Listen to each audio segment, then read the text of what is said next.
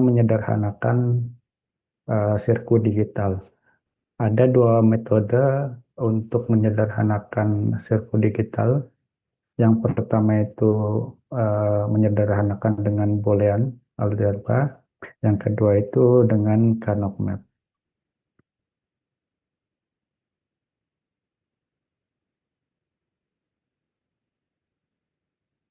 Kelihatan semua ya share screen-nya. Jalan, Pak.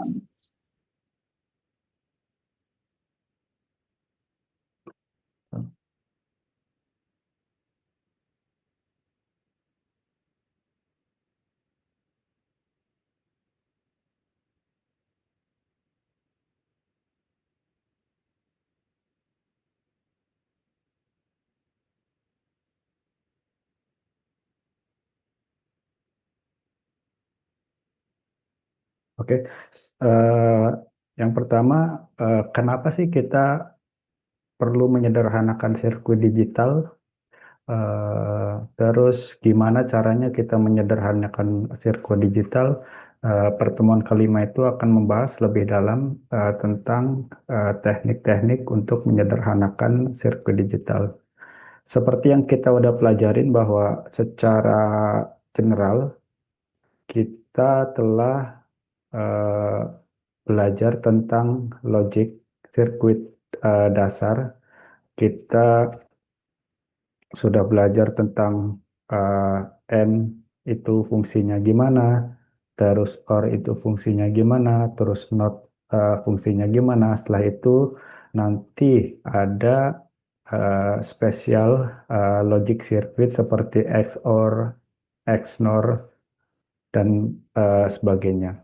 Tapi yang perlu diingat itu ketiga logic circuit ini yang benar-benar paling dasar. Jadi kalau semua ini sudah paham betul di luar kepala dan gimana cara apa, menggunakannya, terus mengoperasikannya, terus mendesainnya, maka untuk sirkuit yang setelahnya untuk spesial kondisi bisa diaplikasikan dan nantinya pada saat untuk penyederhanaan logic sirkuitnya lebih mudah untuk dipraktekkan. Kemudian jika nantinya ditemukan atau ada beberapa soal yang sirkuitnya terlalu panjang, terlalu ribet, terlalu kompleks, maka kita mencoba untuk menyederhanakannya. Tujuannya apa? Biar jumlah dari logic sirkuitnya itu berkurang. Jadi nantinya sistem bekerja lebih cepat dan lebih efisien. Terus untuk tekniknya itu kita akan belajar yang pertama tentang eh, menyederhanakan dengan algebra, yang kedua itu menggunakan dengan Karnaugh map atau Karnot. Sebelum membahas dua teknik tersebut, kita juga harus flashback lagi tentang operasi boolean yang udah kita pelajarin. Secara umum ada 9 operasi. Yang pertama itu untuk identity, bahwa untuk identity itu menambahkan, jika A ditambahkan dengan 0 maka hasilnya 0 karena ini operasi OR. Terus jika ada perkalian A dikalikan dengan 1 maka hasilnya tetap A. Ini operasi N. Terus untuk dikalikan dengan 0 maka hasilnya 0 karena berapapun huruf atau nomor yang dikalikan dengan 0 maka hasilnya 0. Tapi untuk sirkuit logik, untuk A ditambah dengan 1 maka hasilnya 1. Terus jika ada eh, repetisi ataupun penjumlahan kayak A berurutan, contohnya kayak A ditambah A, bukan. Kalau di matematika umum kan jadinya 2A. Eh, maaf, tetap A tambah A sama dengan 2A ya. Ya. Tapi kalau di sirkuit digital itu A ditambah A tetap hasilnya A. Dan untuk A dikali A, hasilnya itu A juga. Terus jika ada inverse, contohnya terus antara nilai original dengan ditambahkan dengan nilai inverse-nya, maka hasilnya itu 1. Contohnya kayak jika ini 0, maka inverse-nya 1. 1 ditambah 0, hasilnya 1. Kalau kebalikannya, jika A-nya 1, inverse-nya jadinya 0. 1 ditambah 0, hasilnya tetap 1. Dan berlaku juga untuk perkalian. Contohnya jika A-nya 1, maka inverse-nya itu 0. Maka berapapun bilangan dikalikan dengan 0, maka hasilnya 0. Begitu pula sebaliknya, jika A itu 0, maka inverse-nya kan 1. 0 dikali 1 tetap hasilnya 0. Ada pertanyaan sampai sini? Tidak, Pak. Oke. Terus yang kelima itu komutatif. Jadi jika A ditambah B, maka hasilnya sama juga B tambah A. Dibolak-balik nggak masalah. Begitu juga untuk perkalian A dikali B sama dengan B dikali A. Terus jika ada grup, contohnya untuk penjumlahan A ditambah B tapi dioperasikan dulu, baru ditambah C. Maka nanti operasinya juga sama aja kayak A ditambah B ditambah C, tapi yang sebelah kanan B dan C-nya itu didahuluin, maka hasilnya tetap sama. Begitu juga dengan perkalian ini. Terus seperti kayak matematika pada umumnya untuk yang distribusi, jika ada perkalian setelah itu dikalikan dengan eh, dalam kurung, tapi dalam kurungnya itu ditambahkan. Maka ya kita lakukan operasi seperti matematika biasanya. A dikali B dulu, hasilnya ini, baru plusnya pindah, setelah itu A dikali C. Maka hasilnya A dikali B ditambah A dikali C. Terus yang untuk penjumlahan juga sama, A dikali A ditambah B kali C, terus ini kan jadi keluar ke sini, terus ini hasil dari A dikali C ini. Terus yang selanjutnya, jika ada operasi penjumlahan dan perkalian, tapi tidak dalam kurung seperti ini, di mana di dalamnya ada 2A, ini A ditambah A dikali B dulu, maka ya nanti hasilnya tetap A. Terus kalau semua tandanya ini plus, terus ini jadi kali, jadi kayak kebalikan, maka hasilnya tetap A. Untuk yang rules nomor 9 itu kita sebut De Morgan Theorem, di mana masih ingat kan tentang min term, max term, SOP, POS, apa udah pada lupa?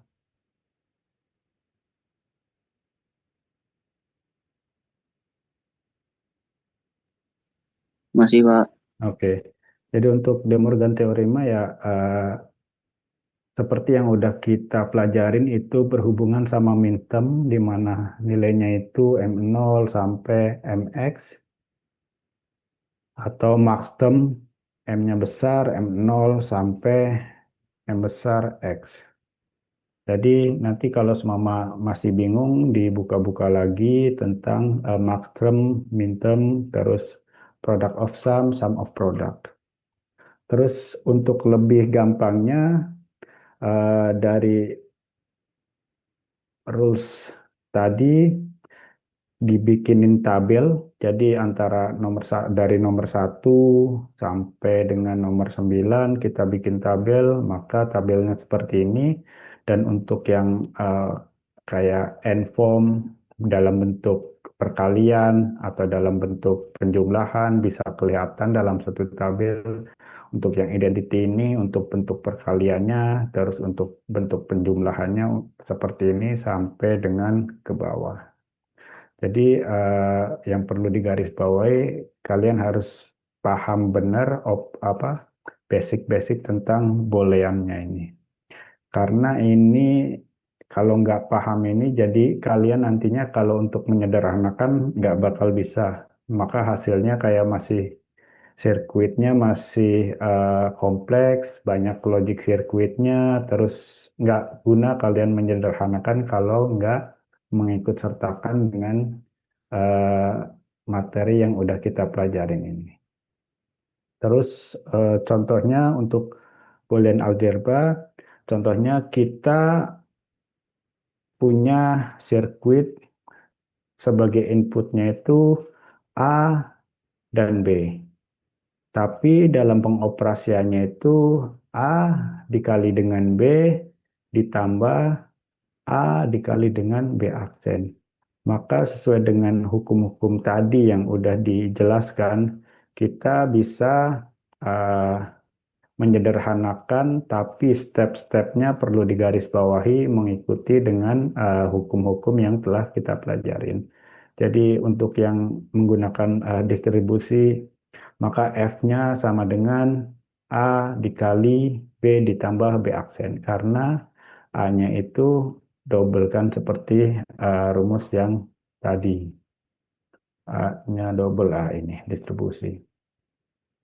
Terus setelahnya kita aplikasi komplement bahwa B ditambah B aksen itu hasilnya 1. Maka baru dimasukin ini B ditambah B aksen itu karena 1 dan 1 dikali dengan A maka hasilnya itu A. Jadi eh, kita cuma menuliskan F sama dengan A, nggak perlu menuliskan F sama dengan A dikali B ditambah A dikali B A inverse. Jadi cukup nulis F sama dengan A.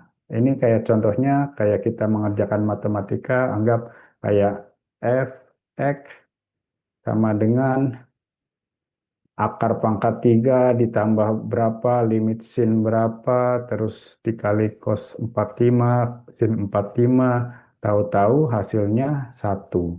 Maka kita tulis saja fx sama dengan 1. Itu. Nggak perlu. Nah, jadi sistemnya itu lebih gampang dalam memproses dan eh, nggak memberatkan dalam bekerja. Contoh yang kedua, jika kita punya f, fungsi f, inputannya itu ada dua, A dan B, tapi operasinya itu A ditambah B dikali dengan A ditambah B aksen.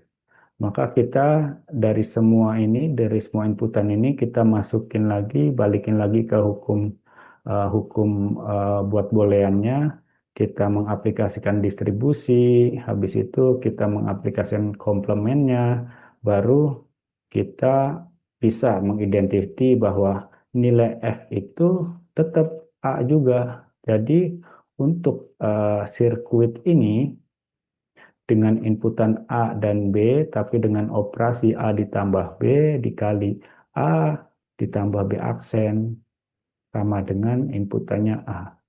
Maka ya kalau implementasinya tinggal F sama dengan A, simple, udah itu aja. Jadi dari dua contoh ini kesimpulannya bahwa dari dua inputan antara A, A dengan B ini, di mana ada dua operasi perkalian dan satu operasi penjumlahan, cuma kita setelah disederhanakan kita bisa menulisnya itu cuma inputannya A doang ini. Untuk yang kedua, eh, kita mempunyai inputan A dan B dengan operasi dua penjumlahan, ini satu, ini dua, dua OR, dan satu perkalian di sini N, maka hasilnya tetap A juga. Jadi cukup ditulis F sama dengan A. Jadi kayak semua nanti bikin logic diagramnya, habis itu sama kayak gini contohnya.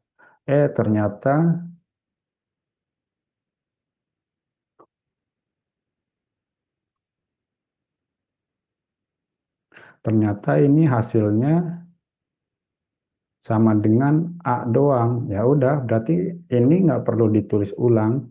Nanti kalau seumpama kita mau mendesain sirkuit, cukup A saja, baru dilanjutkan dengan sirkuit yang kita mau. Sampai sini paham? Paham, Pak. Oke. Paham, Pak. Terus yang kedua, contoh realnya jika kita mempunyai sirkuit diagram di mana inputannya itu ada dua, A dan B. Kemudian operasinya itu antara A dan B, yang pertama A dan B dinenkan dulu karena ini N, terus ada nokta kecil ini, inverse-nya, hasilnya C, maka ini di hold dulu. Ternyata A dinenkan dengan B, hasilnya C. Setelah itu A dan B di XOR-kan, hasilnya D. Antara hasil NAND A dengan B dan XOR A dengan B, hasilnya C dengan D, di XNOR-kan lagi, hasilnya Q. Untuk lebih gampang step-stepnya itu, yang pertama kita tulis tabel kebenarannya dulu. Yang pertama karena inputannya dua, maka kita bisa menulis input di mana inputnya itu A dan B, dan untuk logic tabel kebenaran dasar untuk dua inputan itu 00, untuk A-nya 00, 11, terus untuk B-nya 01, 01. Terus yang C ini hasil dari A dan B dinenkan. A dan B dinenkan 0 dan 0 dinenkan hasilnya 1. Dan untuk hasilnya 0 itu nen dari 1 dengan 1. Kemudian untuk yang D itu hasil dari operasi A dan B di XOR-kan. Maka A dan B di XOR-kan, hasilnya itu D ini. Maka kita tulis dulu untuk A dan B di XOR-kan, 0 dengan 0 di XOR-kan, hasilnya 0. Terus jika keduanya sama, maka hasilnya tetap jika keduanya sama, maka hasilnya 0. Jika ada salah satu yang berbeda, maka hasilnya 1. Setelah itu, antara C dengan D di XOR-kan, hasilnya output yang kita butuhkan, key di sini. Jadi key ini adalah hasil dari XOR antara C dengan D. Maka kita fokus ke sebelah kanan, sebelah outputnya ini. Jadi C dengan D di XOR-kan, jadi 0 di XOR dengan 0, hasilnya 0. Selanjutnya ngikutin dari tabel kebenaran yang udah kita pelajarin. Ternyata untuk output key ini hasilnya 0111. Dari tabel yang udah kita pelajarin, hasil key ini ternyata sama dengan logic untuk OR. Di mana logic untuk OR itu jika A ditambah dengan B, maka hasilnya X ini. Hasilnya sama kan antara key 0, 1, 1, 1, hasilnya sama dengan tabel kebenaran dari XOR. Maka untuk logic circuit ini bisa ditulis simpelnya itu dengan logic circuit OR gate doang. Jadi dari 1, 2 karena itu ada notnya, 2, 3, 4, terus 5, maaf ini 4 berarti totalnya 4. kita cuma nulis menjadi OR get doang.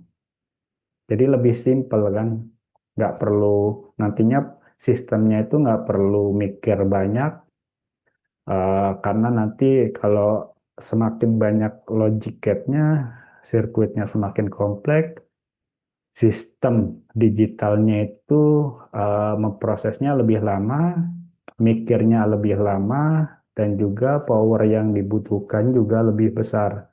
Karena mikirnya lama, jadi powernya terus kepake buat si sistem itu berpikir untuk menyelesaikan eh, menyelesaikan atau mencari dari hasil logic circuit ini dibandingkan dengan cuma logic dasar OR gate ini doang. Sampai sini paham?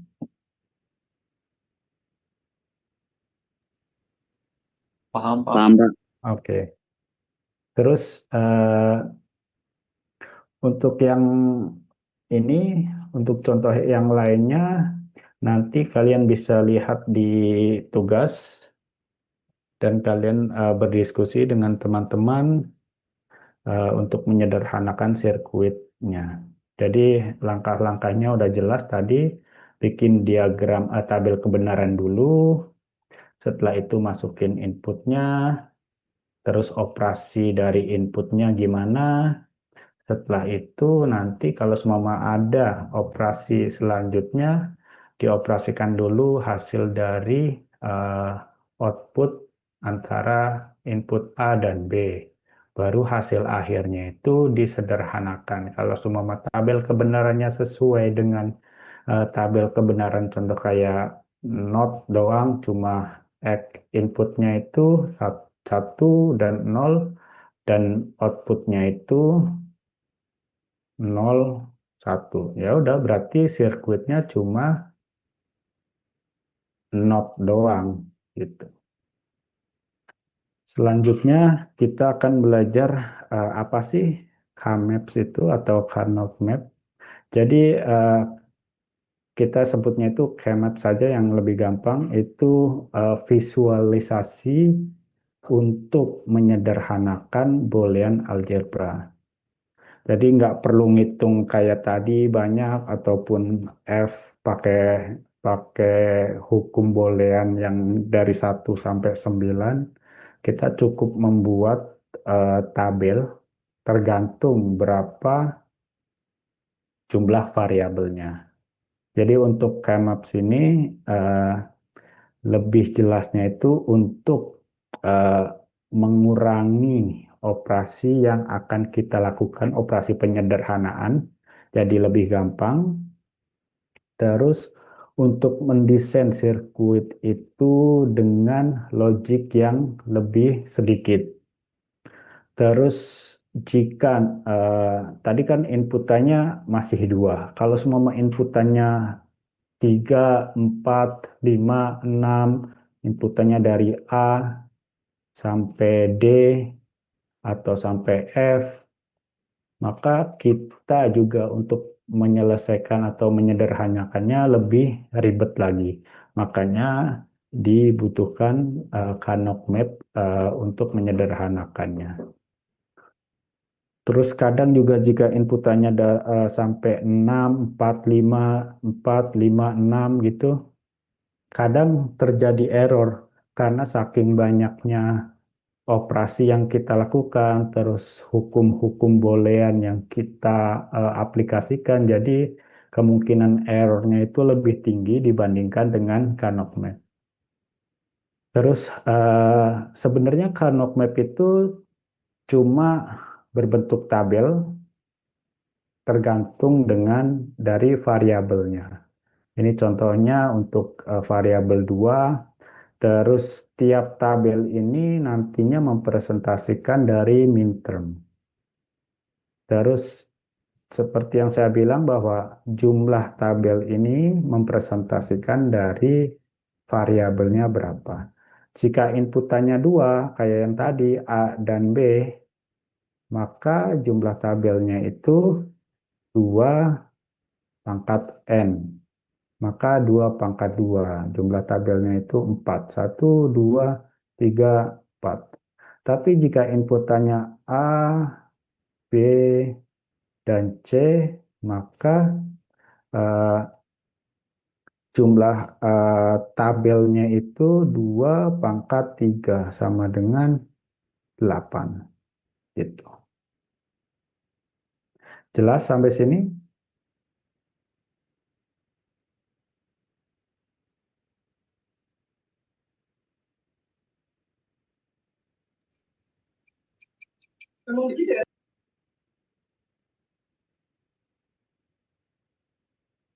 Setelah itu, eh, ini perbedaannya. Kapan sih kita harus menggunakan boolean? Kapan kita harus menggunakan Karnaugh map? Atau kapan kita harus menggunakan perhitungan komputer secara otomatis? Jadi untuk variabel 1 dan 2 itu masih gampang, masih bisa pakai boolean karena lebih gampang untuk eh, menyelesaikannya karena cuma inputannya A dan B.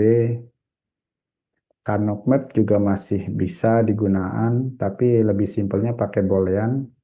Untuk inputannya lebih dari 2, ini contohnya 3, maka kita bisa pakai boolean, bisa pakai Karnaugh map. Kenapa nggak pakai komputer? Karena ini masih simple, nggak perlu perhitungan komputer. Kalau sudah paham, kalau semua melihat sirkuit, setelah itu udah paham di luar kepala, tinggal bilang inputannya cuma A, atau inputannya cuma gerbang not aja, gitu. Terus untuk yang mulai agak susah itu untuk inputannya 4, A, B, C, dan D, itu menggunakan boolean itu udah mulai susah. Kemungkinan terjadinya error itu bisa nyampe 90%, makanya kita gunakan Karnaugh map. Dan kenapa nggak pakai komputer? Balik lagi, Karnaugh map masih bisa menghandle untuk variabel yang jumlahnya itu 4. Tapi untuk yang lebih dari 4, itu direkomendasikan pakai komputer. Jadi biar lebih gampang. Untuk 5 sampai 6 ya masih bisa. Tapi ini buat cross check aja atau sebagai bahan pembelajaran sebelum diselesaikan dengan komputer. Setelah itu kita akan belajar tentang Karnaugh map. Masih ingat nggak tentang minterm, maxterm, product of sum, sum of product? Jadi untuk Karnaugh map ini itu mempresentasikan tentang n-form, perkalian, atau sum of product. Contohnya ini basic untuk mintermnya, tabel kebenarannya jika jika inputannya itu ada 2, A dan B, di mana A itu 0, 0, 1, 1, dan B itu 0, 1, 0, 1. Maka hasil mintermnya itu jika dia 0, maka dia inverse. Maaf, jika dia 0, maka dia inverse dari inputannya itu. Hanya 0, maka ditulisnya A inverse. Tetapi karena ini rumusnya sum of product dan n-form, n itu kan perkalian, maka untuk mintermnya itu dikalikan dengan nilai input setelahnya. Inputannya ini B, nilainya 0, maka dia diinverskan. Jadi untuk minterm inputan A dan B yang masing-masing keduanya 0, hasilnya A inverse dikali B inverse. Begitu seterusnya. Contohnya ini A-nya 0, maka ditulisnya itu A inverse. Tetapi untuk yang inputannya 1, dia tetap ditulis semua B itu inputannya 1, maka ditulis tetap B. Tapi yang perlu diingat itu perkalian ini harus tetap ada. Ini inputannya 1, dua-duanya 1 antara A dan B, maka mintermnya itu A dikali dengan B. Kalau yang ini inputannya 1, A-nya 1 ditulis A, tapi inputannya untuk B 0, maka dikali dengan B inverse. Setelah itu untuk Karnaugh map-nya untuk inputan 2, karena tadi rumusnya itu 2 jumlah selnya 2 pangkat N. Karena inputannya 2, N-nya itu 2, maka 2 pangkat 2. Hasilnya 4. 4 sel. 1, 2, 3, 4. Gitu. Ini untuk mempresentasikan M0 ini. Terus M1-nya itu ini. M2-nya ini. M3-nya ini. Untuk lebih jelasnya, untuk Kmaps, untuk tabelnya kita bisa menulis ada 3 alternatif yang sering dipakai. Dari ketiga alternatif ini, antara alternatif 1, alternatif 2, alternatif 3, mengkerucut lagi yang sering digunakan itu alternatif 1 dan alternatif 2. Jadi intinya kalian bisa menuliskan untuk yang M2 itu karena masih agak gampang ya, inputannya A dan B. Bisa semua bikin lagi di sini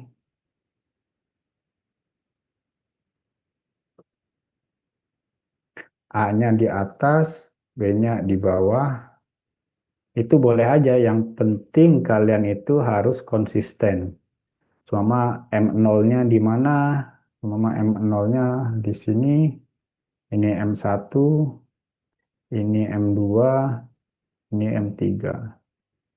Karena nantinya untuk nilai M0 antara inputan A dan B itu mempresentasikan eh, akan merepresentasikan dari hasilnya.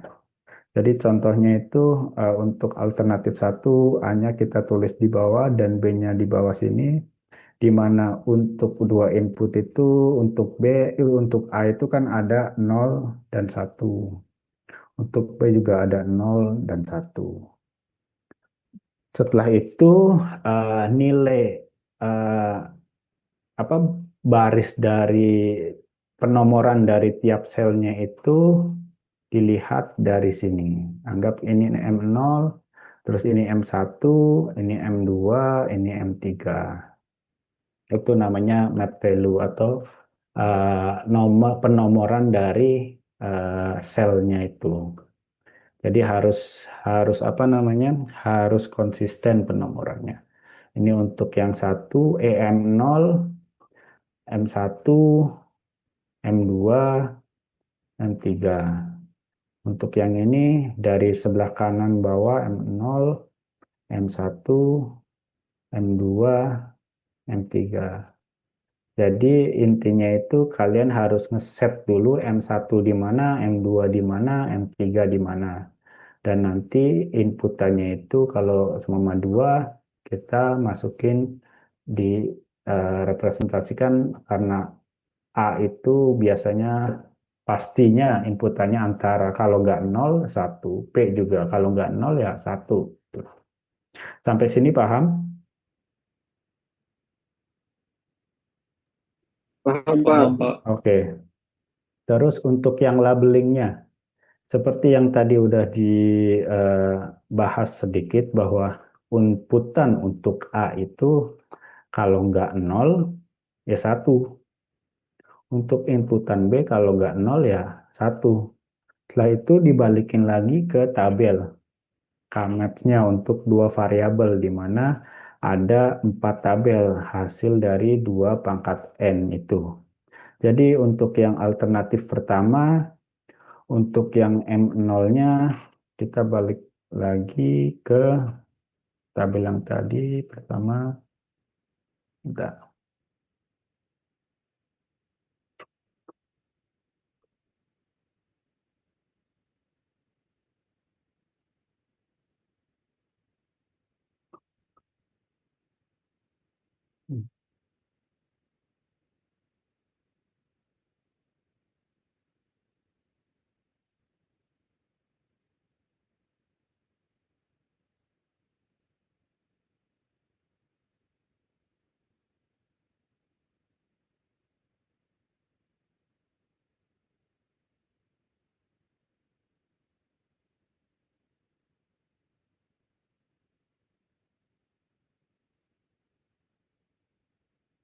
Jadi diingat lagi untuk alternatif pertama itu ingat M0 ini itu hasil dari ini.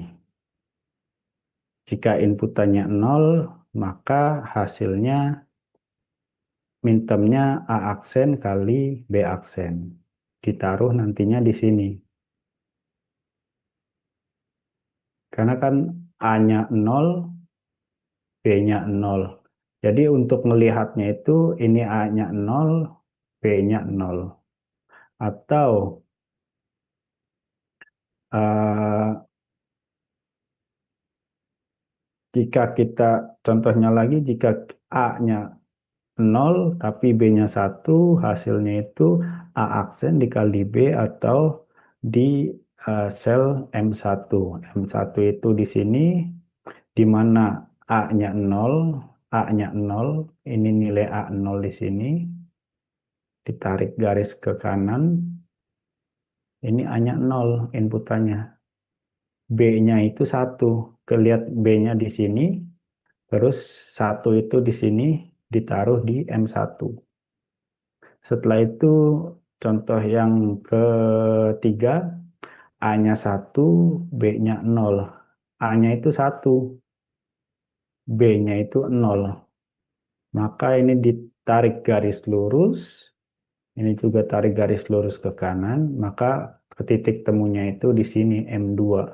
M2 itu jika A-nya inputannya 1 dan B itu 0 inputannya, maka mintermnya itu A dikali B aksen, A dikali B aksen. Untuk yang keempat, untuk inputannya 1 untuk A dan B-nya juga inputannya 1, maka mintermnya itu A dikali B, di mana untuk eh, posisi di tabelnya itu di M3 atau nomor 3.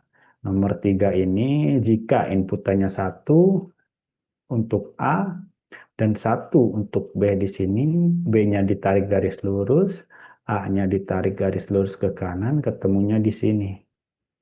Makalah ketemu ini untuk kolom dan baris untuk A1 dan B1. Begitu seterusnya baru nanti bisa dioperasikan. Sampai sini paham? Ada pertanyaan? Pak, izin bertanya, Pak. Ya. Ini bedanya KMAP sama tabel kebenaran itu apa ya, Pak? Jadi nantinya itu eh, tabel kebenaran itu jadi Kmaps itu kan dia eh, hasil dari mintem ini. Jadi Kmap yang sedang kita bicarakan itu ialah sum of product. Sedangkan tabel kebenaran, contohnya tabel kebenaran untuk OR. Oke, OR dulu di sini ya.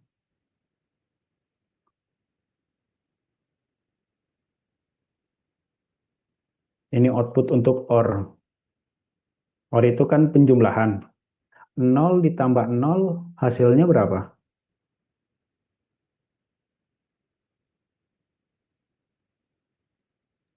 0, Pak. 0. 0 ditambah 1 1, Pak. 1. 1 ditambah 0, 1. 1. 1 tambah 1, 1, Pak. 1.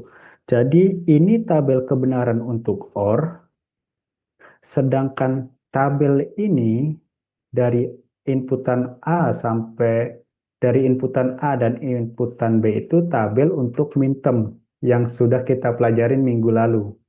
Di mana untuk minterm itu hasilnya itu jika dia inputannya 0, maka mintermnya itu kebalikannya. Tapi perlu diingat untuk minterm itu dia hasil dari perkalian antar inputnya.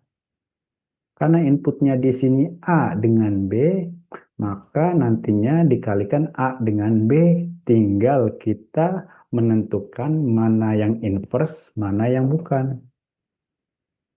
Contohnya ini yang beda. A-nya 0, B-nya 1. Maka untuk mintermnya, tabel kebenaran untuk minterm itu A aksen dikalikan dengan B. Di mana kita mempresentasikan ke dalam Karnaug Map itu seperti ini. Udah paham belum? Sudah, Pak. Sudah, Pak. Terima kasih, Oke, Pak. jadi bedanya itu antara tabel kebenaran yang udah kita pelajarin kan basicnya ada 3, OR, AND, dan NOT. Sedangkan kita sekarang lagi berbicara tentang minterm ini. Di mana minterm ini basic untuk membuat Karnaug Map. Ini hasil dari minterm di sebelah kiri, tabel kebenaran minterm ini, yang direpresentasikan menjadi tabel Karnaug Map di sebelah kanan. Dia ada 4 karena rumus untuk Karnaug Map itu 2 pangkat N. N itu variabel inputannya. Karena itu variabelnya A dengan B, itu jumlahnya 2. Maka untuk Karnaug Map-nya ada 4. 2 pangkat 2 itu 4. 1, 2, 3, 4. Dan posisinya itu ada beberapa cara untuk menentukannya. Tapi yang sering dipakai itu alternatif pertama dan alternatif kedua. Tapi perlu diingat bahwa untuk alternatif pertama dan alternatif kedua itu harus konsisten penomorannya. Dan untuk inputannya itu pastinya ada 0 dan 1. Karena inputan digital itu kalau nggak 0 ya 1. Baik itu untuk A maupun untuk B. Sampai sini paham? Paham, Pak. Oke. Terus contohnya eh, mungkin agak kalau nggak dikasih contoh agak agak bingung. Jadi kita yang pertama kita mempunyai fungsi itu F, A, dan B di mana operasinya itu yang pertama A aksen dikali B ditambah A aksen dikali dengan B aksen. Kita mau menyederhanakan fungsi ini, fungsi boolean ini, dengan catatan bahwa ini tabel kebenaran minterm yang harus kita ingat untuk operasi Carnot. Dan untuk inputan 2 juga kita harus mengingat juga bahwa untuk 2 input kita bisa menulis A dan B di mana A itu nanti pasti ada input 0 dan ada input 1. Begitu juga untuk B ada input 0 dan input 1. Gitu. Jadi jika kita menggunakan tabel ini, terus kita masukin nomornya ke sini, maka A dikali A aksen dikalikan dengan B aksen itu posisinya di mana? Gitu kan? Karena jika inputannya, balik lagi kan ke sini, inputannya 0, maka outputannya untuk minterm dimasukkan dalam Kmaps itu hasilnya A aksen dikali dengan B aksen, posisinya itu di M0. M0 itu di sebelah kiri atau 0 sama 0 di sini. Itu hasilnya kita tulis, oh ini yang kita cari, makanya kita tulis 1 di sini. Karena yang kita cari itu kan A aksen kali B aksen. Inputannya A aksen berarti kan dia 0 A-nya. Kemudian untuk B aksen berarti B inputannya itu 0. Maka ini tarik garis lurus ke bawah, ketemunya di sini. Kita tulis 1. Kenapa kita tulis 1? Karena ini yang kita cari. Bedanya dengan ini masih mempresentasikan tentang mapping Karnaugh mapnya di sebelah mana dan hasil dari operasi dasar tabel kebenaran minterm. Tapi pada saat kita masukin ke Karnaugh map, yang kita cari itu kita tulis 1. Terus yang kedua ditambah dengan A aksen dikali dengan B. Dari tabel kebenaran minterm, A aksen dikali dengan B itu di M2, sebelah kanan. Maka kita tulis 1. Kenapa 1? Balik lagi karena ini yang kita cari. Setelahnya kan selebihnya 0. Karena ini untuk operasi M1 ini 0. Ini kan antara A aksen dikali dengan B. Nggak ada kan di fungsi yang kita cari. Makanya kita tulis 0. Begitu juga untuk A dikali B di M3 di kanan bawah 0. Karena kita nggak mencari ini, maka hasilnya 0. Sampai sini paham? Paham, Pak. Oke. Maka hasil dari boolean ini kita bisa menulis A aksen aja. Kalian bisa lihat kenapa dia A aksen aja. Untuk bagian A, untuk inputannya 0, dia kan untuk 0 dia larinya ke sebelah kanan, ke sini semua. Dia 1 dan 1. Untuk yang B-nya itu kita nggak anggap. Makanya kita bisa nulis langsung inputan dari F ini cuma A aksen doang. Jika nanti A-nya 1, maka inputannya ya cuma 0 doang. Atau jika nanti A-nya 0, inputannya ya cuma 1 gitu. Terus contoh yang kedua biar bisa membedakan kenapa sih untuk yang lingkaran kuning ini cuma kita sebut A aksen aja.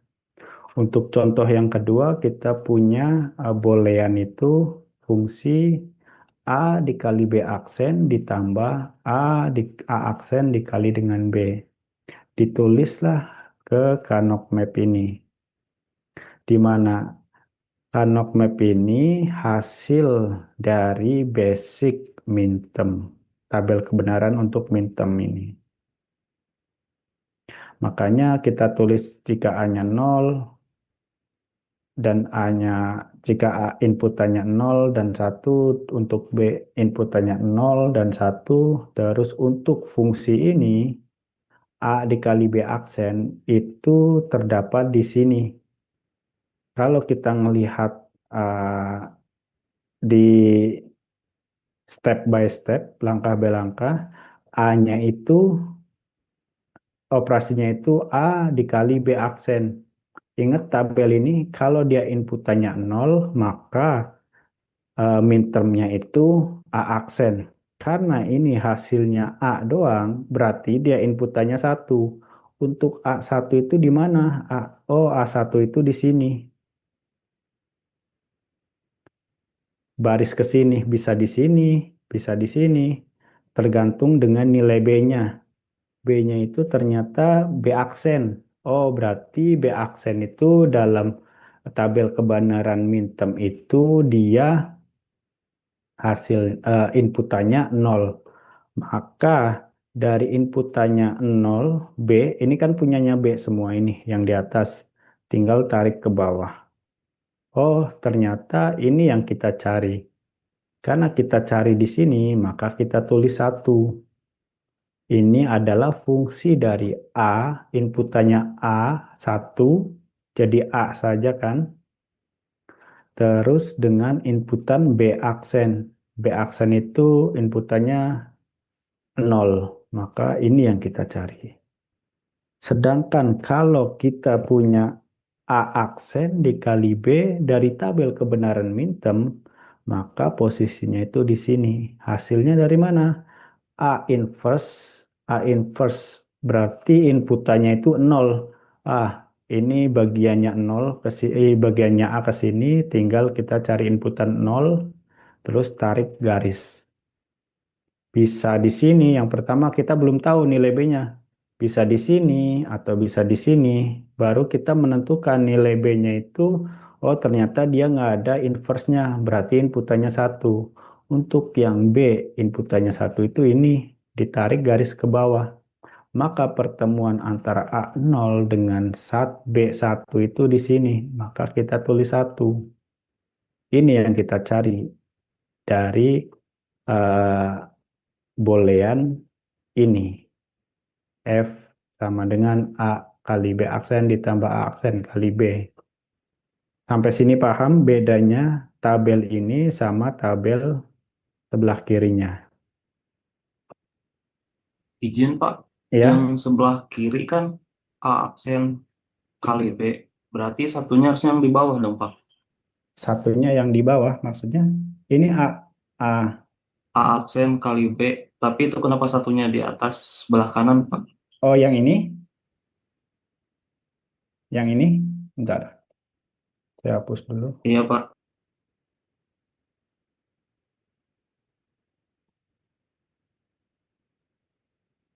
Yang ini kan? Yang sebelah kanan ini A aksen dikali B. Tabel yang kirinya tapi Pak. Yang Yang sebelah kiri. yang ini. Iya yang itu. Kenapa Oke. malah satu yang atas bukan satu yang kiri bawah? Oke, jadi kan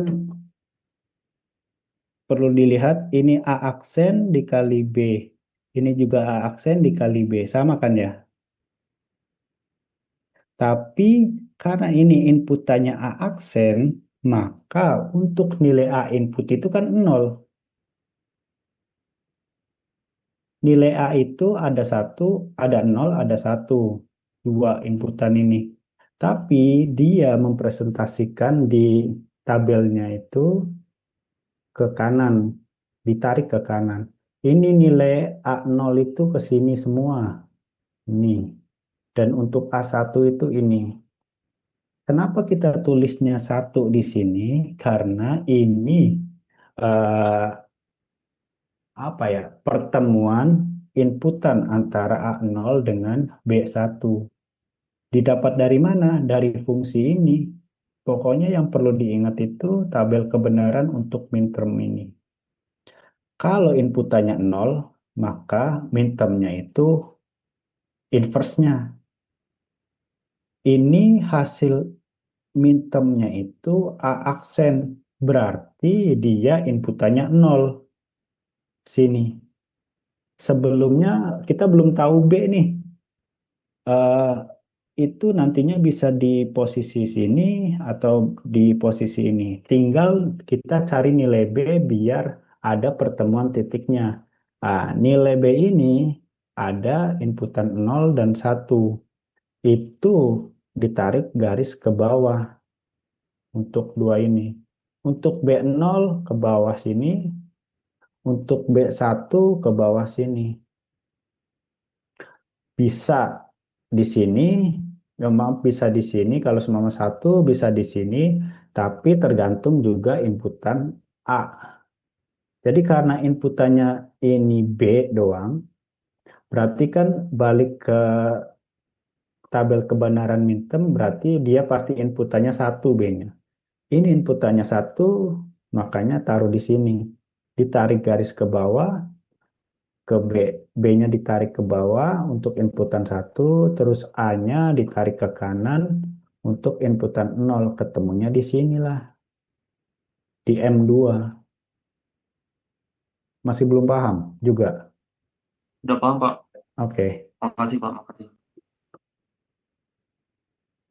Saya Setelah mau itu, nanya, Pak. oke. Jadi itu satu-satu ambil A aksen sama B biasa itu nggak ngambil dari kotak kecilnya ya, Kotak kecil yang ini, yang tengah. Kan tadi A aksen sama B aksen itu kan yang di kiri oh bawah. oke, oke ini, ya. Hmm. Jadi untuk yang ini, karena dia inputannya A aksen kan berarti dia inputannya 0. Kita hold dulu nih, nilai 0 ini, terus ditarik garis ke kanan. Bisa di sini atau di sini, tergantung nilai B-nya kan. Ah, nilai B-nya itu ternyata B aksen, berarti dia B-nya 0. Ini, ditarik garis ke bawah. Oh, ternyata hasil pertemuannya itu antara A0 dengan B0 itu di sini. Makanya ditulis satu. Satu itu karena kita lagi mencari nilai itu gitu dari fungsi ini. Sedangkan fungsi untuk yang ini dan ini kan mempresentasikan M3 A dikali B dan yang ini itu M1 A aksen dikali B. Dan dari soal itu nggak ada, makanya dia ditulis 0. Nggak ada nilainya untuk M1 di sini dan M3 di sini. Nggak ada. Yang kita cari itu ini, dua ini. Di mana direpresentasikan dalam Carnot map itu di sini, dua. Paham? Ada lagi pertanyaan?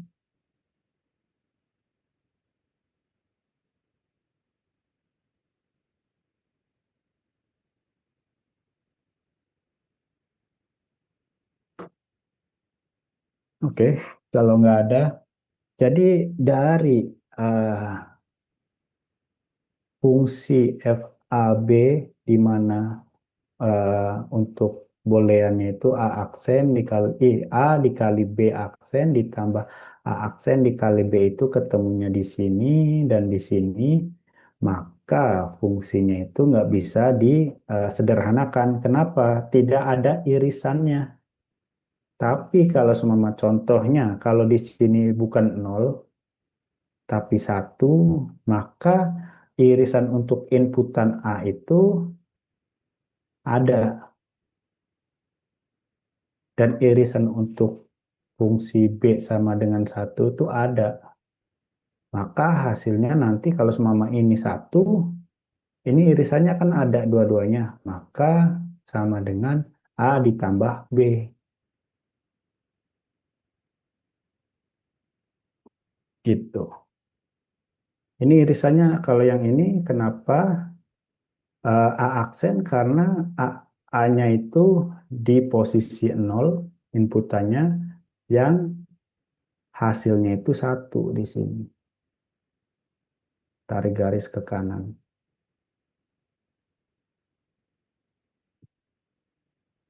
Paham sampai sini?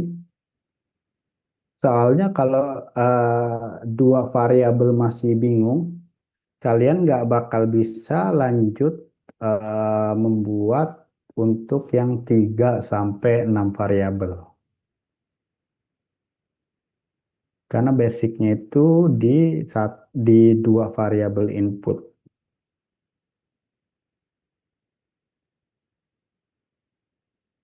Coba kita lanjutin untuk yang dua variabel.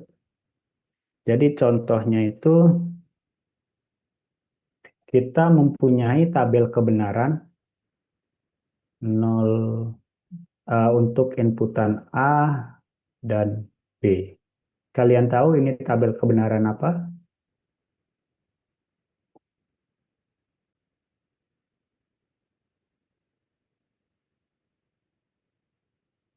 Ada yang tahu nggak? Ini tabel kebenaran apa? Or, N apa? Or? Oke. or. Ya. Or itu kan penjumlahan. Jadi 0 tambah 0 hasilnya 0, 0 tambah 1 hasilnya 1, 1 ditambah 0 hasilnya 1, 1 ditambah 1 hasilnya 1. Jadi ini OR gate.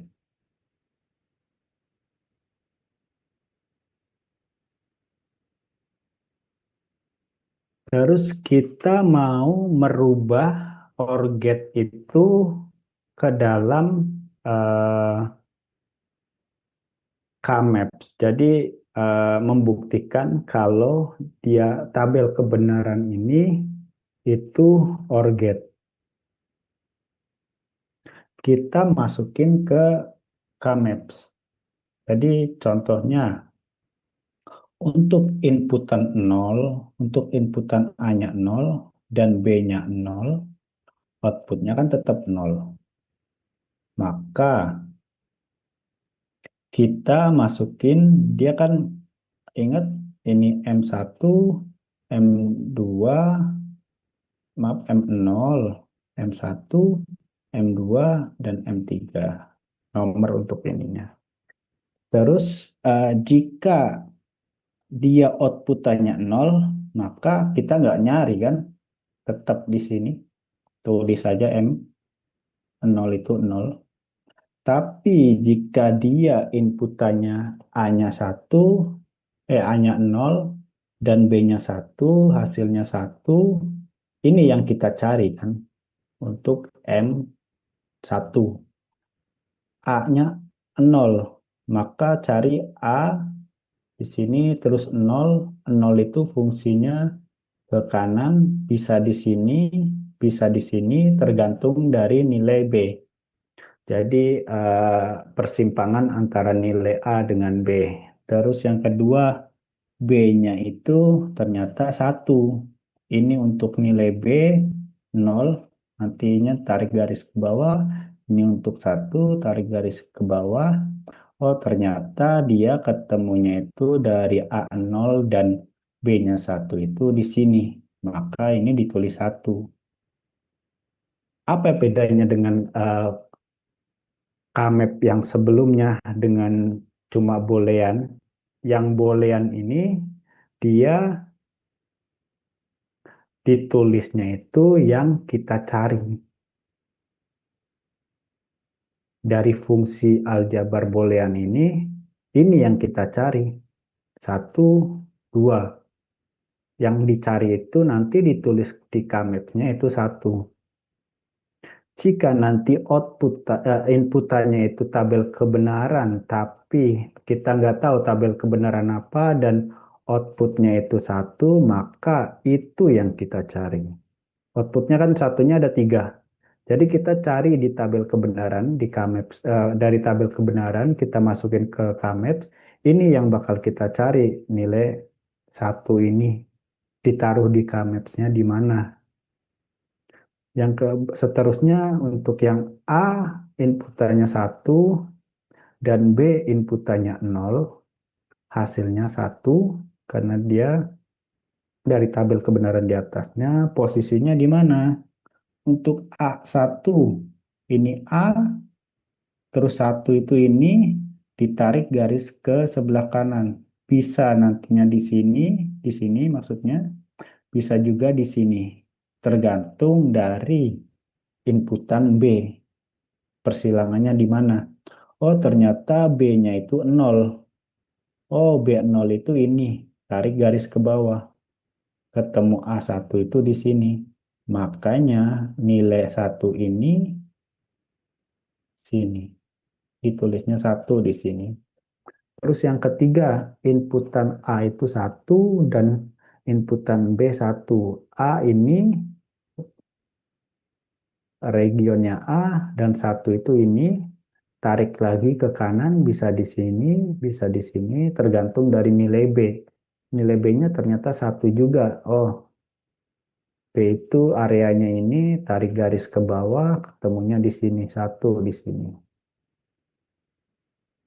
Maka dari ketiga ini bisa dilakukan Kayak diagram Venn masih ingat? Jadi kalau semama karena nilai inputannya 1 ke sini, ke kanan itu ke sini masih areanya A1, jadi ini masih 1A, dan untuk yang areanya ini butuh inputannya B1.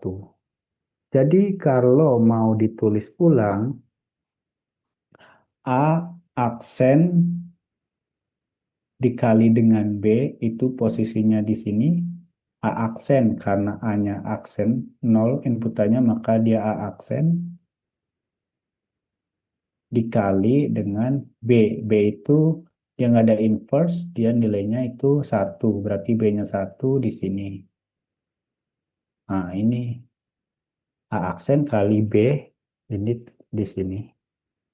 Terus yang kedua, A dikali B aksen. A-nya berarti 1 inputannya ke sini, ke kanan sini. Terus B aksen itu berarti inputannya 0. Tarik garis ke bawah, ketemunya di sini. Maka fungsi ini bisa direpresentasikan di dalam kanok-kanok itu di sini.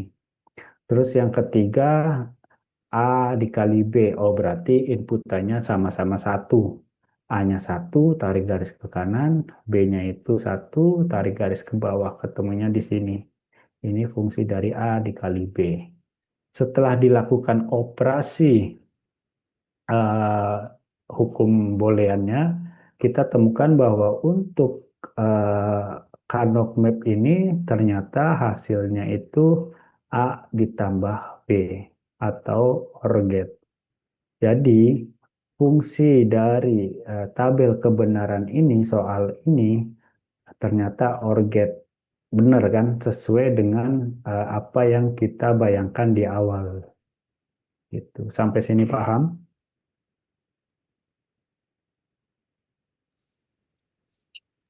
Saya mau nanya Pak, Oke. itu yang simplified saya masih pusing. Itu kenapa A aksen kali B plus A kali B aksen tambah AB jadi A plus B? Oke, balik lagi ke yang hukum ini. Jadi kalau kalian menyederhanakannya lagi, terus masukin ke hukum ini, baru ketemu.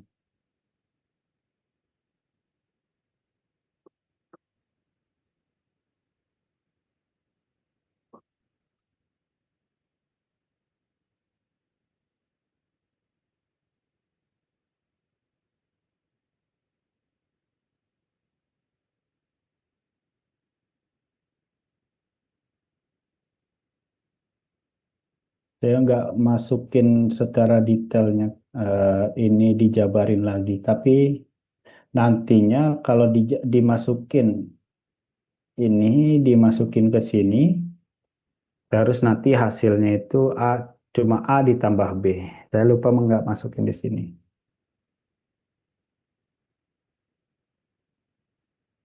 Berarti ntar.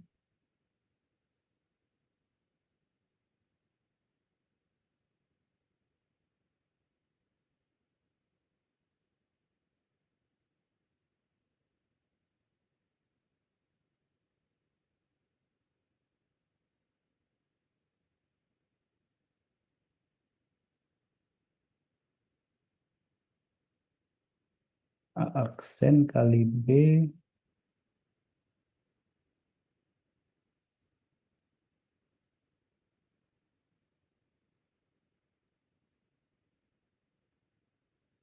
Dia masuknya ke hukum Morgan ini, cuma perlu sederhanakan lagi. Jadi seumpama A aksen kali B itu sama dengan A ditambah A aksen ditambah B aksen.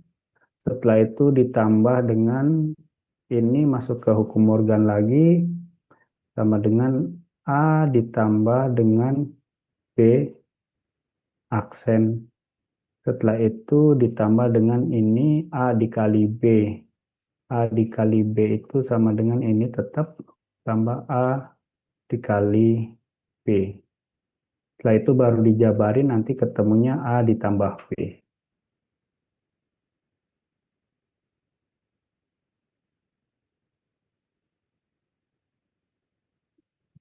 Ada pertanyaan lagi?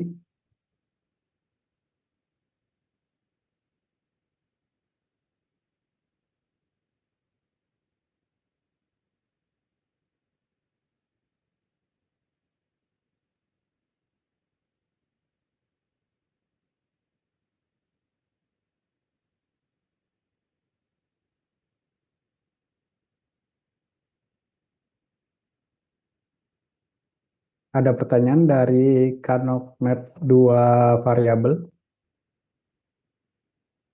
Cukup, Pak. Oke.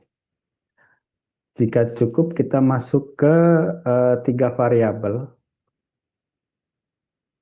Jadi untuk yang 3 variabel, yang perlu diingat lagi itu eh, tabel kebenaran untuk minterm untuk yang inputannya 3.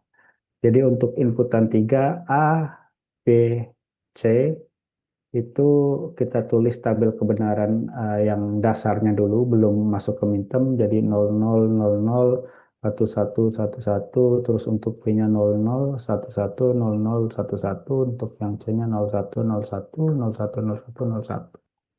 Jadi untuk mintermnya dari inputan ketiganya itu, ingat kalau inputannya 0, A-nya 0, maka mintermnya itu inverse-nya. Dan ini hasil dari perkalian. Karena inputannya 3, jadi ketiganya itu dikalikan. Setelah itu, eh, notasinya masih mengikuti dari M0 sampai dengan M7. Contohnya lagi untuk yang inputannya ketiganya 1, maka mintermnya itu tetap ABC, tapi dikalikan. Untuk salah satunya 1, contohnya ini, jadi inputan A tetap A, dan untuk BC karena dia inputannya 0, maka dia diinverskan. Terus gimana cara menulis 3 variabel K-maps-nya itu? Jadi ada 2 metode yang sering dipakai. Yang pertama itu A-nya di sebelah kiri, B-nya di sebelah kanan, atau C-nya sebelah kiri, AB-nya di sebelah kanan. Karena mempresentasikan 3 variabel, maka untuk A itu inputannya bisa 0, bisa 1. Untuk B juga inputannya bisa 0, bisa 1. Nanti dijelaskan mana nilai B-nya, mana nilai C-nya. Dan untuk penomorannya itu M0-nya di mana sampai M7-nya di mana, mengikuti ini. M0, 1, kenapa ini bukan 2? Karena ada yang namanya gray code. Gray code itu yang pernah kita bahas dulu sebelumnya, perubahan bitnya itu 1. Jadi nanti kalau di sistem itu nggak pusing karena perubahannya itu cuma 1 digit doang. Contohnya ini yang lebih jelasnya, kenapa dia ini M3-nya di sini. Kalau ngurut kan paling nggak 0, 1, ini harusnya 2, dan ini harusnya 3, terus 4, 5, ini 6, ini 7 gitu kan. Tapi karena ada yang namanya Gray Code Rules, jadi perpindahan dari 00 ke 01, perubahannya cuma 1 bit doang. Perubahannya cuma ini doang yang berubah dari 0, ini. Terus dari 01 ke 11 itu yang berubah cuma di depannya doang. Terus dari 11 ke 10 yang berubah cuma di belakangnya doang. Depannya tetap. Yang terakhir dari 10 dari sini balik lagi ke depan sini. Dari 10 ke 00 yang berubah cuma satu doang di bit depannya. Jadi perubahannya itu cuma satu, satu, satu. Itulah kenapa untuk yang di sini itu ditaruh M3. Atau kalau melihat digitnya 00, 01, 11, dan 10. Karena perubahan dari 00 ke 10 itu perubahannya satu digit doang yang berubah di belakang. Setelah ini yang berubah itu di sebelah kanannya doang. Terus yang terakhir yang berubah itu di belakang doang satunya. Contohnya kalau ini dipindah ke sini, contoh nih, oh, maunya di sini aja, maka perubahannya itu jadi dua. Yang harusnya satu, eh, saat apa namanya, satu nol pertama itu berubah, ternyata dia berubah ke satu dan bit keduanya itu dari satu ke nol, makanya dia berubah dua kali antara bit yang pertama dan bit kedua. Selanjutnya untuk mappingsnya masih basicnya dua variabel, di mana A itu 0, ada inputannya 0 dan inputannya 1. Dan untuk yang B, untuk lebih jelasnya di sini mappingnya, untuk A itu inputannya 0 dan 1, untuk yang B nilainya ini. Kenapa untuk B itu di lebih apa, inputannya 1 1 itu di atas? Karena untuk dari misalnya B.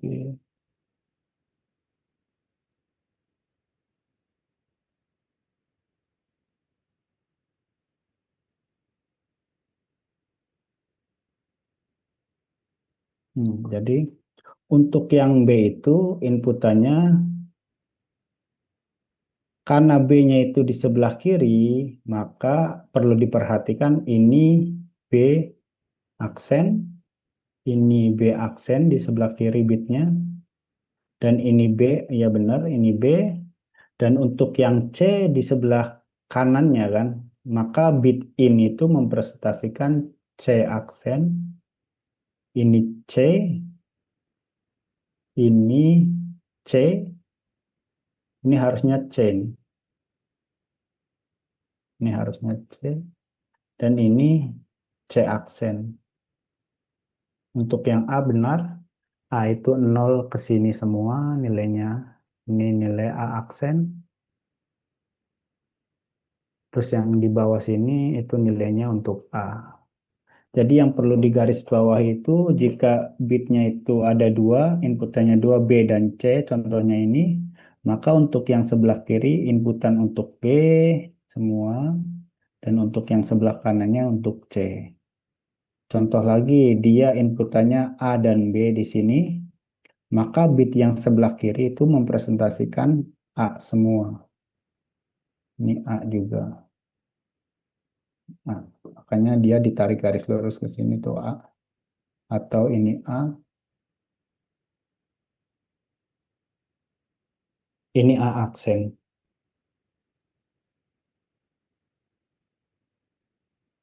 Ini B, ini B aksen.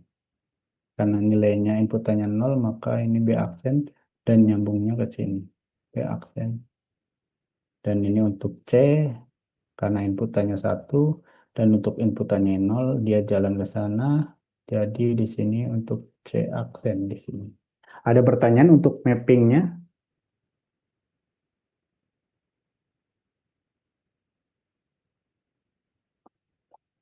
Ada pertanyaan nggak? Apa udah jelas?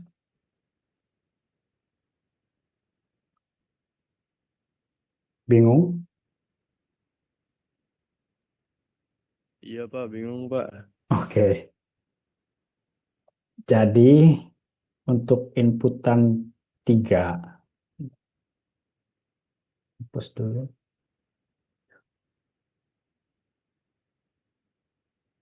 untuk inputan 3, kita lihat di sini aja.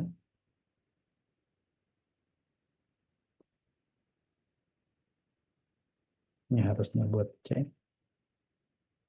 Jika kita mappingnya untuk A doang, A-nya kan ada inputan A. Ini bagian A ini.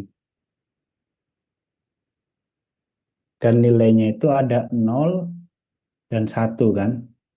Di mana 0 itu mempresentasikan nilai A yang ke sebelah kanan semua.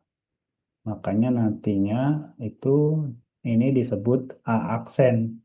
Karena dia inputannya 0 dan bisa nilainya A aksen itu di M1, di M0, M1, M3, atau M2.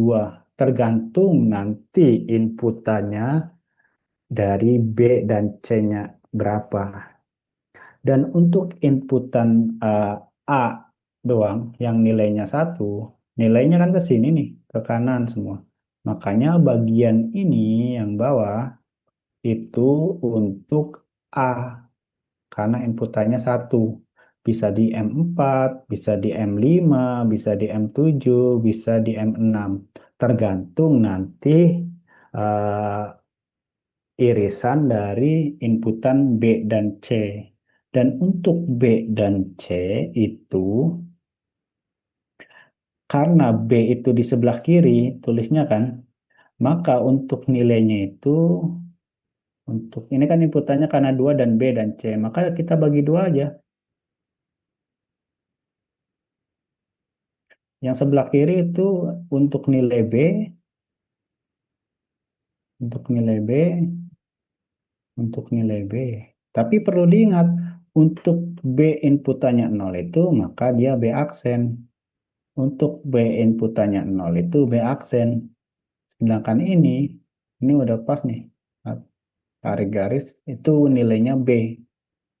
Untuk nilai C, di sebelah kanan kan, digit ke sebelah kanan, dia ini C, ini C, ini C, ini C.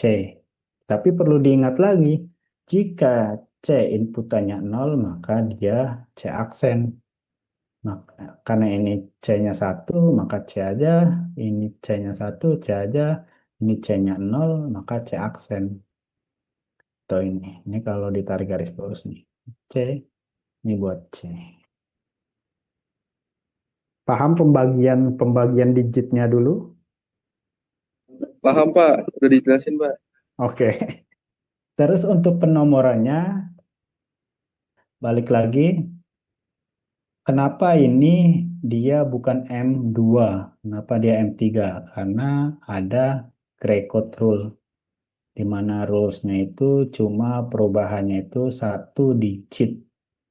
Ya. Contoh nih, mungkin semoga lebih agak paham. Masih ada 7 menit. Contoh ini setelah ini selesai. Iya. Satu contoh. Jika kita punya tabel kebenaran 3 input A, B, C, terus kita ingin mencari fungsi yang ada nilainya.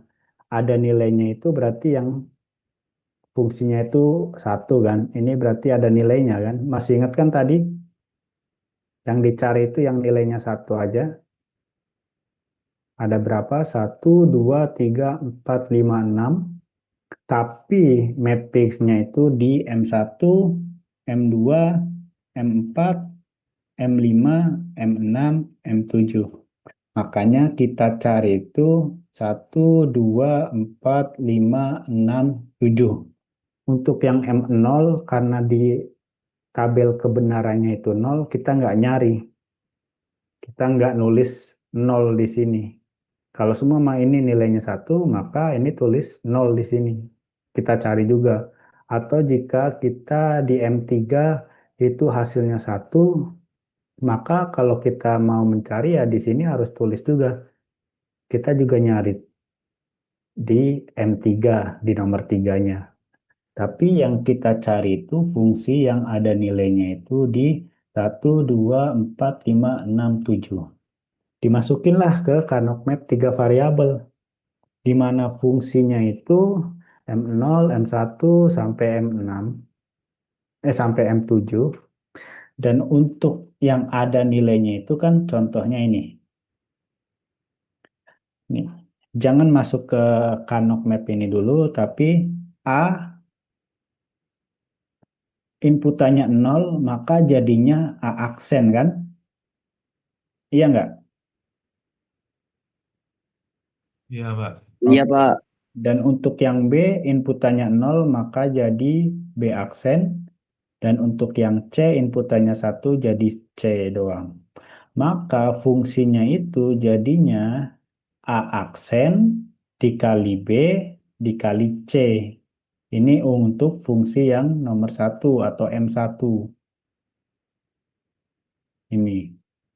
Di mana posisinya di sini? Kita tulis 1 di sini, M1. Dibalikin lagi ke Carnot map. A-nya 0. A-nya 0, kita tarik ke sini kan? Bisa di sini, bisa di sini, bisa di sini, bisa di sini. Tergantung nanti irisan dengan B dan C. B-nya itu 0.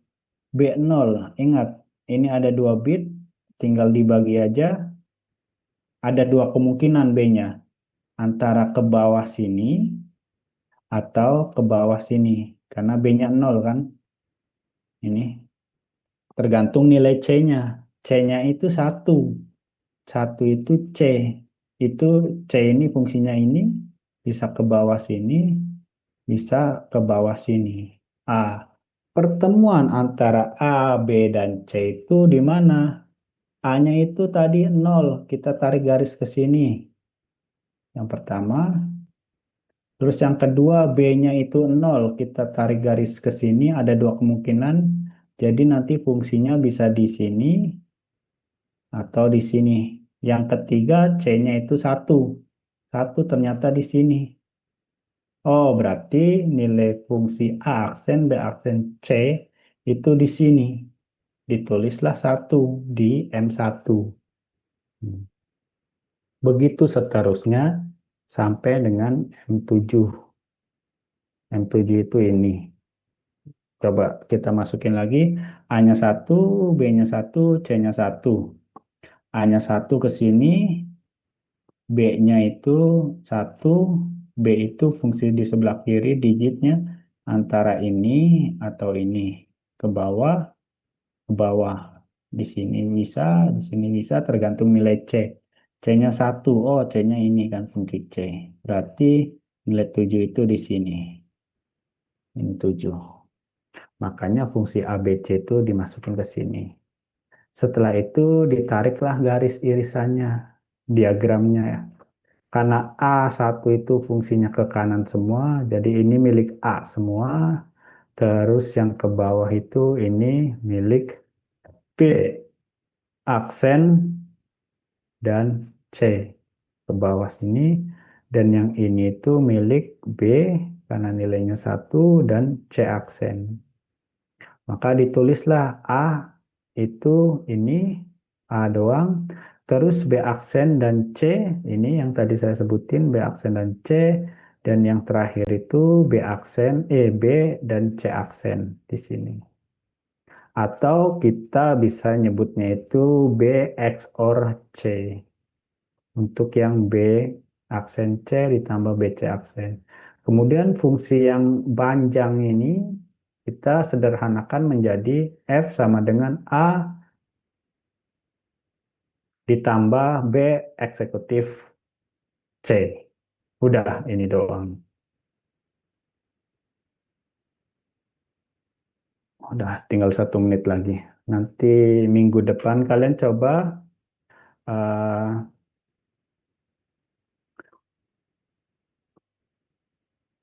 kerjakan soal ini. Di leads ada, ini masih gampang. Nomor 2 masih gampang, disederhanakan. Nomor 3 masih gampang. Nomor 4 juga masih gampang karena inputannya masih 2.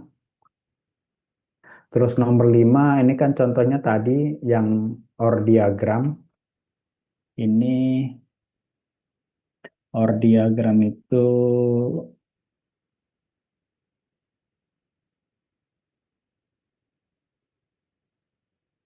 kan 0 tambah ini. 0 tambah 0, 0, nanti tulis 0 tambah 1, 1, 1 tambah 0, 1, 1 tambah 1, 1. Nanti dimasukin ke Kmaps 2 variabel. Baru dibuktikan kalau itu OR fungsi. Setelah itu ini untuk yang 3 variabel, ini 0. Kenapa dia 0? Kita cari 0 karena untuk M0 di sini dia ada hasilnya. Hasilnya itu ada 1. Dan 0, 1, ini M1, ini M2, 0 kita nggak cari. Ini M3 kita cari, ini M4, 0, ini M5. Makanya kita cari M0, M1, M3, M5, masukin ke eh, Kmaps untuk yang 3 variabel. Begitu juga untuk yang nomor 7. Dicari seperti yang tadi ini. Sampai sini mungkin saya cukupkan dulu. Apakah ada pertanyaan atau masih benar-benar bingung? Untuk deadline-nya kapan ya, Pak? Sebentar, saya cek di Leads.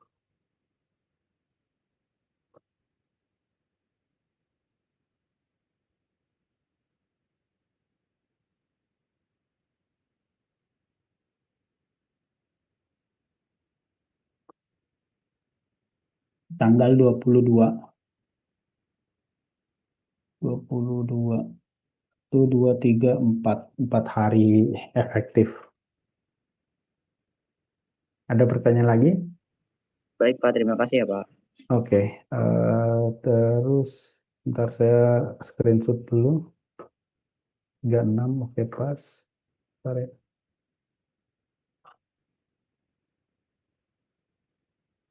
Ini tanggal 17.